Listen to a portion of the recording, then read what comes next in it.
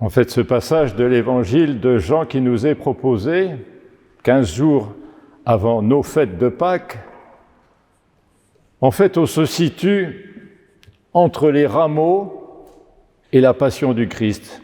C'est-à-dire, très peu de temps après la résurrection de Lazare aussi, c'est la dernière semaine. Et nous voyons combien la tension monte. On parle beaucoup de Jésus. Les pèlerins venus pour la Pâque juive veulent le voir, s'approcher de lui. Jésus est dans le temple, le lieu de tous les dangers. Et en fait, il donne son dernier enseignement public.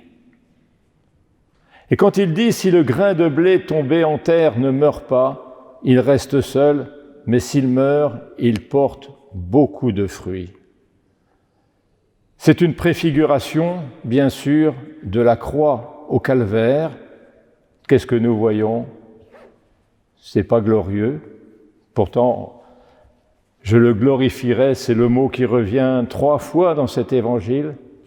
Seulement 5 croyants. Marie, Jean, Marie-Madeleine, le centurion, le bon larron. Sa mort, sa résurrection, les fruits 2000 ans après, quelques milliards de chrétiens. Ce grain de blé broyé au calvaire, passé au moulin, passé au pressoir, c'est le corps du Christ donné en rançon pour la multitude, reçu par nous comme un merveilleux cadeau.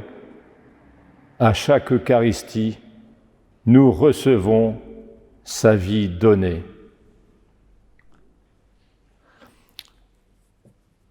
Un autre enseignement nous est donné, se détacher de sa vie.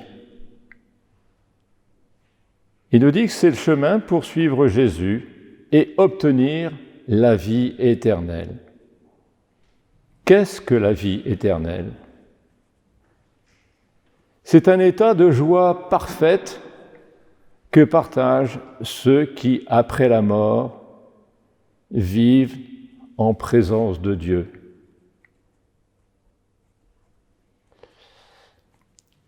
Cette vie éternelle, est-ce que c'est réellement notre objectif? Si ce n'est pas le cas, il est peut-être temps de s'en préoccuper et de prioriser cette rupture par rapport à la vie du monde, où d'activité en activisme, en fait, nous remplissons le temps et masquons le vide. Jésus nous dit, si quelqu'un veut me servir, qu'il me suive. C'est un peu énorme si on pense que Jésus est juste un homme. On peut le prendre pour un gourou, mais il est Dieu. Je crois qu'il est temps de refaire le point sur nos efforts de carême. Prière, partage, privation. Facile à retenir, 3 P.